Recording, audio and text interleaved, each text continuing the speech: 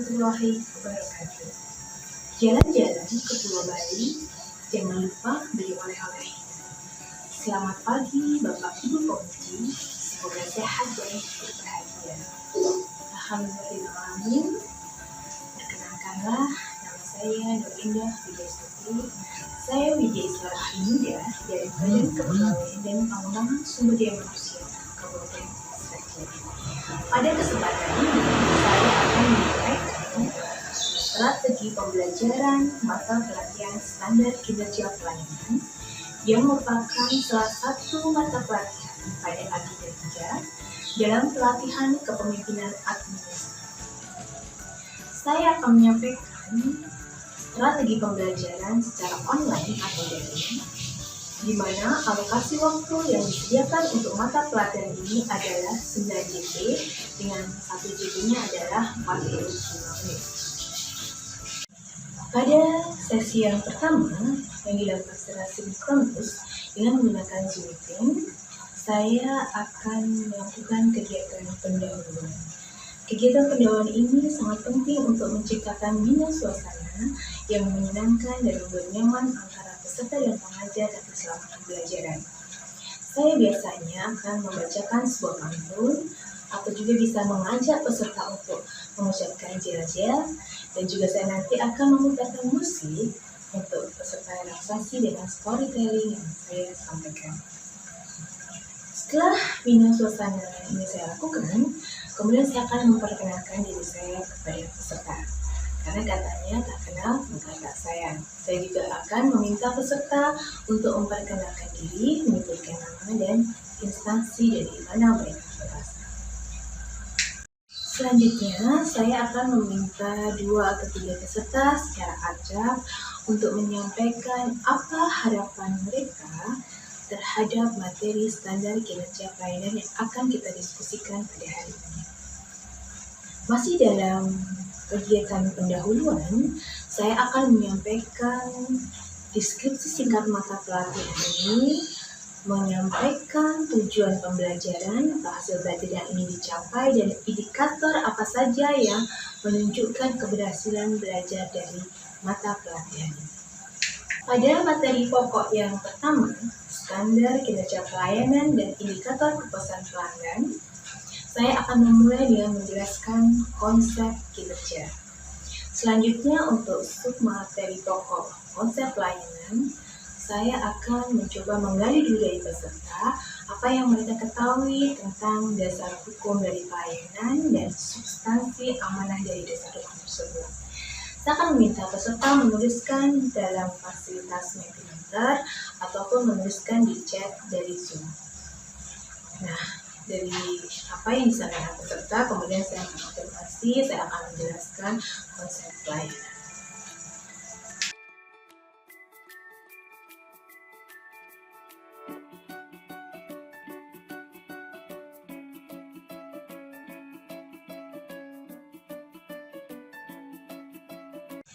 Selanjutnya, saya akan menjelaskan tentang konsep standar pelayanan. Sebelum saya menjelaskan ini, saya akan memutarkan dulu sebuah video bagaimana banyaknya aduan terhadap Ombudsman terkait pelayanan publik yang buruk. Pelayanan publik di Indonesia hingga saat ini dinilai masih buruk. Tolak ukurnya, pemerintah membentuk Satuan Tugas atau Satgas Sapu Bersih Pungli, serta banyak keluhan terhadap pelayanan publik dari masyarakat ke Ombudsman Republik Indonesia yang diyakini sebagai salah satu penyebab masih tingginya angka korupsi. Keluhan masyarakat terhadap pelayanan publik ke Ombudsman RI setiap tahun bertambah. Tahun 2015, Ombudsman RI secara nasional menerima 6.543 laporan dari masyarakat. Kemudian di 2016 menjadi 9.030 laporan. Di 2017 ini diprediksi laporan yang diterima Ombudsman RI lebih dari 10.000. Laporan terbanyak soal pelayanan publik pemerintah daerah. Di Kalsel, laporan yang diterima Ombudsman diantaranya pungli penerimaan siswa baru di SMA Negeri 10 Banjarmasin beberapa waktu lalu, serta keluhan kualitas air dan tarif minimal 10 meter kubik oleh PDAM Banjarmasin. Hal ini dikatakan Ketua Ombudsman RI Amzulian Rifai usai menandatangani nota kesepahaman dengan Gubernur Kalsel Sabiri Nur di Gedung Mahligai Pancasila Banjarmasin Jumat pagi. Buruknya pelayanan publik menurut Amzulian diyakini salah satu penyebab tingginya angka korupsi di Indonesia, khususnya praktik pungli. Ya, terbentuknya Satgas Saber Pungli itu salah satu pertimbangannya karena pungutan liar di sektor pelayanan publik ini memang sudah kronis di Republik ini. Ya, maka dibentuklah itu. Nah, oleh karena itu mereka percaya bahwa negara yang pelayanan publiknya baik itu dapat dipastikan korupsinya rendah. Anda cek lihatlah, negara yang korupsinya rendah dapat dipastikan pelayanan publiknya baik. Ya, walaupun tidak bisa begitu saya bandingkan, Anda lihat misalnya Singapura, Anda lihat pelayanan publiknya, dan Anda lihat juga ketika korupsinya pasti rendah. Saya meminta peserta untuk memberikan tanggapan terkait dengan video yang saya buatkan. Kemudian saya akan mengafirmasi dan memberikan kepada peserta pemahaman akan pentingnya standar kinerja pelayanan untuk bisa menciptakan sebuah pelayanan publik yang baik.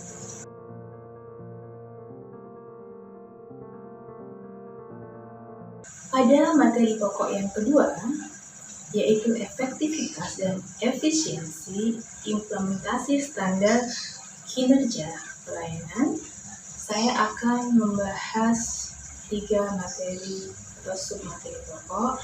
Yang pertama, saya akan menjelaskan kebijakan standar kinerja pelayanan pada tingkat organisasi pemerintah, kemudian kebijakan standar kinerja pelayanan pada tingkat organisasi penyelenggara layanan, dan juga saya akan menjelaskan tentang mengukur efisien dan efektivitas dari implementasi standar kinerja pelayanan.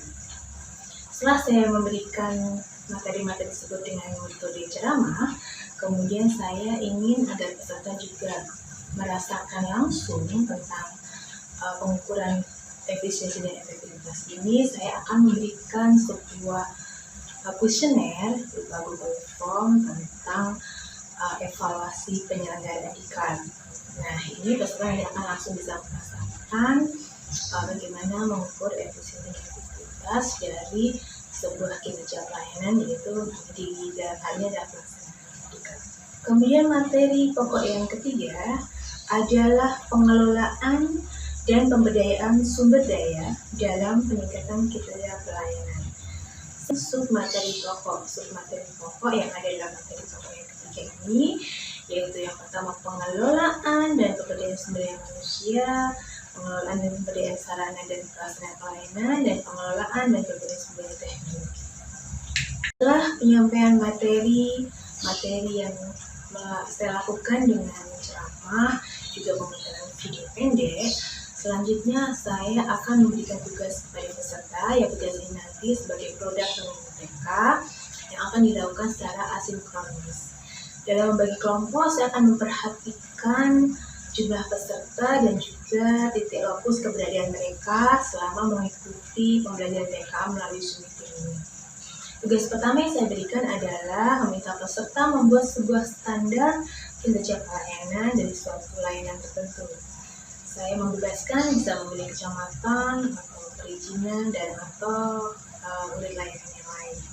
Setelah itu, saya meminta mereka membuat sebuah kuesioner untuk menilai implementasi standar kinerja pelayanan dari sebuah pelayanan publik. Selanjutnya, setelah peserta melaksanakan diskusi kelompok, maka kita masuk pada sesi sinkronus yang selanjutnya. Pada sesi sinkronus ini, saya akan meminta untuk masing-masing kelompok mempresentasikan hasil diskusinya dan nanti akan mendapatkan masukan dari kelompok lain.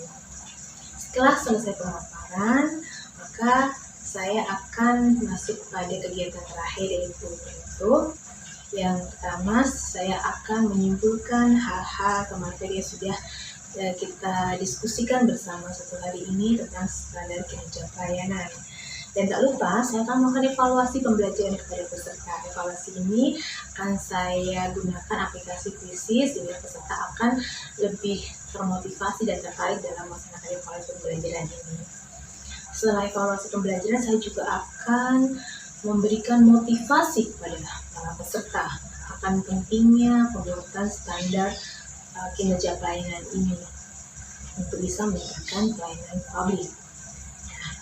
Setelah itu, maka saya akan menutup sesi pembelajaran mata pelatihan ini dengan mengucapkan salam. Dan tak lupa sekali lagi saya ingatkan kepada peserta untuk selalu memberikan yang terbaik sebagai seorang pemimpin atau sebagai seorang pejabat administrator di organisasinya. Demikianlah tadi strategi pembelajaran mata pelatihan standar kinerja pelayanan yang dapat saya sampaikan. Saya menyadari banyak sekali kekurangan dalam saya menyampaikan strategi pembelajaran ini, sehingga saya memohon arahan dan masukan dari Bapak Ibu penguji untuk perbaikan dari strategi pembelajaran yang saya berikan. Untuk akhir kata, saya ucapkan terima kasih atas perhatian yang diberikan. Assalamualaikum warahmatullahi wabarakatuh.